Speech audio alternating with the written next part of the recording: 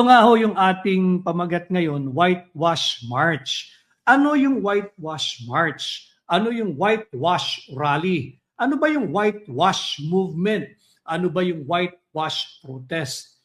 Ito po ay may kinalaman doon sa naganap na Whitewash Protest at Whitewash March kahapon. Alam naman ho natin na ang talagang usapin na patuloy na nagpapalugmok sa atin bilang isang bansa, isang lahi at sa ating ekonomiya ay ang issue pa rin. Noon hanggang sa ngayon, hanggang bukas hanggat hindi nila rin-resolve ito. Isa lang ang isyung pabigat sa ating ekonomiya, pabigat sa ating bansa, pabigat sa ating lahing Pilipino. Iyan ay ang korupsyon. Yan ay ang kurakot na nagaganap sa kasalukuyang administrasyon. Kanya kahapon ay manipis ang naging tugon ng mga doon sa mga nag-imbita diyan sa Whitewash March. Bakit? Kagaya ng mga pahina ninyo, itong Tinig Maisog, sinisikap nating iangat ang inyong kaalaman at kamulatan sa mga mahalagang usaping panlipunan para hindi po tayo nabubudol, hindi tayo naloloko at hindi tayo basta-basta nadadala diyan sa mga maling paanyaya kagaya ng Whitewash March. Saan ka nakakita na humihingi daw sila ng pananagutan? Yung accountability ba? Humihingi sila ng transparency, gustong malaman ng katotohanan, pero bahagi ng kanilang pagkilos at pagtitipon kahapon, itong Whitewash March, ay yung ilang personalidad na itinuro ng minsan nung 18 sundalo na tumanggap ng maleta mula sa korap at kurakot ng Marcos Romualdez administration. Yung dating kongresista, merong lumabas diyan sa social media feed na nagsisimba pa, nangungumunyon sa kabila ng pagtanggap ng maleta. Pati yung meron akong karapatang magsalita bilang Katoliko, dahil Katoliko ko nakakadiri ho sa ating relihiyon na ginagamit ng mga inakusahan na tumanggap ng maleta at ni minsan ay hindi pinasinungalingan ng mga inakusahan, kundi sinasabi lang kasinungalingan, positibong itinurong tumanggap ng maleta. Tapos ang kuha pa, yung nagsisimba, nangungumunyon, ano yung values na ibinabahagi natin sa ating mga kabataan? Offensive to a Catholic like me, sapagkat ginagamit yung relihiyon. Yung nangyari kahapon, yung Whitewash March, sino ba ang nanguna riyan? Hindi ba yung pulutong o grupo ng mga banal? Sinapian na rin ng mga banal-banalan. Nandyan na rin yung alyansang Marcos at Makabayad Black. Nandyan na rin yung alyansang Marcos at Dilaw-Dilawan. Yung alyansang Marcos at Hilaw na Dilaw. Nagsama-sama sila pero manipis pa rin ang naging resulta ng kanilang Whitewash March. Bakit? Malinaw kasi sa ako, I can only speak as a Catholic. Malinaw na itinuturo yan doon sa 10 utos. Yung banal na 10 utos, yung 10 Commandments. In fact, 10th Commandment, yung sinasabing, you shall not covet your neighbor's goods. Ibig sabihin, huwag mong pagnasaan, huwag mong nakawin ang bagay na hindi sa'yo. Pang-10 utos yan sa Biblia ng Katoliko. Paalala lamang doon sa mga pulutong ng banal at banal-banala na nag-organisa nung Whitewash March. Saan ka nakakita ng rally na humihingi ng transparency kuno at accountability kuno pero walang pinapangalan ng magnanakaw? Palagi kong sinasabi, pwede ba tayong humabol sa isang usaping magnanakaw at pagnanakaw kung wala kang itinuturong magnanakaw? Bakit hirap na hirap nilang ibulalas, hirap na hirap nilang buksan ang kanilang bibig at banggitin yung matagal lang pinag-uusapan, itinuturo at dapat panagutin pagdating sa trilyong pisong pagnanakaw. Pati yung trillion peso march nila, wala din namang naniwala sapagkat nabisto nung higit na maraming Katoliko na ginagamit lamang yung pasuot-suot pa dati ng sutana diyan sa rally. Pero hindi nila binibigyang buhay yung itinuturo ng Biblia, ng Katoliko Katoliko muna tayo.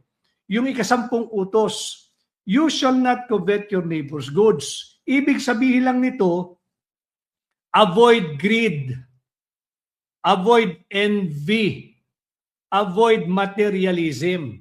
Kasama nila kahapon yung mga greedy, yung mga swapang, yung mga buhaya, yung tumanggap ng mali-maleta ayon sa naging positibong testimonya reduced into writing into a sworn affidavit ng mga dating sundalo. Yung 16 na dating Marines at yung 2 enlisted personnel ng Philippine Army. Kaya natin linalagyan ito ng tamang konteksto para hindi kayo mabudol at hindi tayo mahulog diyan sa direksyon na whitewash ng whitewash march at ng whitewash movement yung mga dapat talagang managot sa kurakot at korupsyon. Diba? Ngayon, sinasabi interfaith.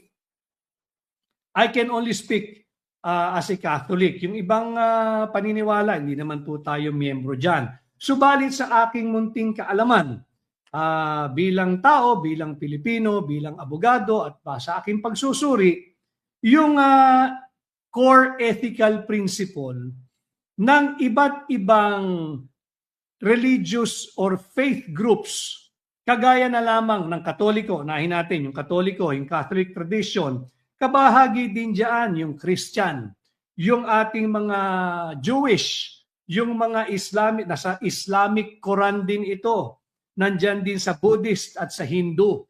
Yung core ethical principle na do not steal. Do not steal.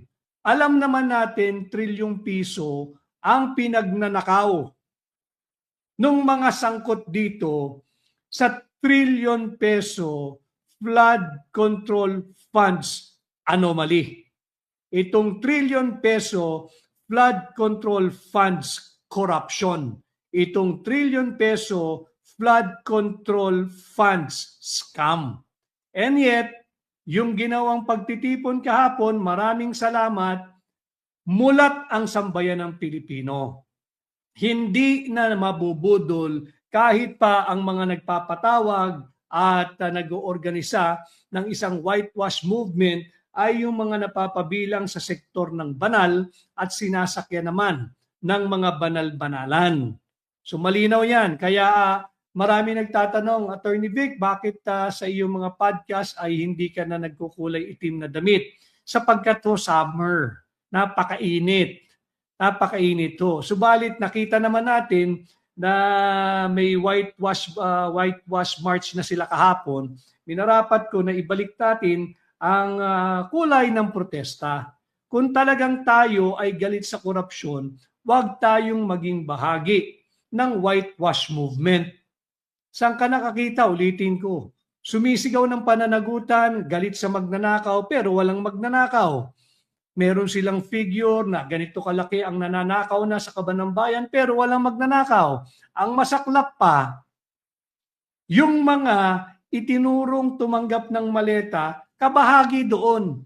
Yung mga itinuturong kasabwat at bahagi ng alyansa sa Marcos administration, naroroon. Prime mover, prime organizer pa. Kaya yung whitewash march kahapon na inorganisa ng whitewash movement, yan po ay isang ipokrito, mapagpanggap, hunyango, double standard na ginawang pagtitipon. Ang whitewash po ay isang metaphor na ang ibig sabihin ay cover up or concealment or to gloss over. Lagpasan mo para kang walang nakita, deadmahin mo yung mga unpleasant facts, yung mga scandal, yung mga controversy, at yung mga wrongdoings to to make it acceptable. Ganyan yung nakikita nating diversyon at direksyon ng mga miyembro ng Whitewash March kahapon. Pilit pagtatakpan yung tunay na issue. Kaya binabalik ko sa inyo yung issue talaga eh. Kurakot at korupsyon. Huwag ninyong kalilimutan yan. Patuloy tayo na maniningil. Yung kanilang Whitewash March, lahat daw panagutin. Why? Why can't you be specific? Alam naman ninyo kung sino-sino ang may mga pananagutan.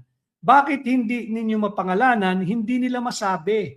Ito ba'y bunsod na nakatanggap talaga sila ng mali-maletang pera? Yung isa nga dyan, sabi ko nga sa inyo, meron pang social media feed ako natanggap na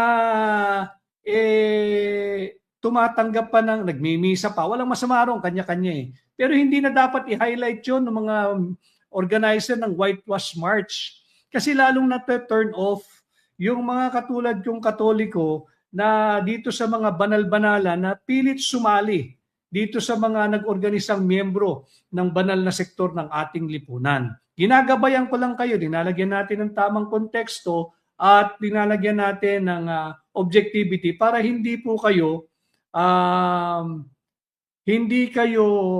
mabudol muli patuloy na ginagawa ng mga nag-oorganisa ng ganitong uri ng pagkilos daw umano, di umano, pero ang layunin ay whitewash. So whitewash, again, it's a metaphor. Ang meaning po niyan is to cover up, to conceal, to gloss over wrongdoings, scandals, unpleasant facts, and the purpose is to make them acceptable. Huwag natin tanggapin yan. Huwag tayong magpapabudol. No, lagay natin sa tamang konteksto yung mga nangyayari sa ating bansa.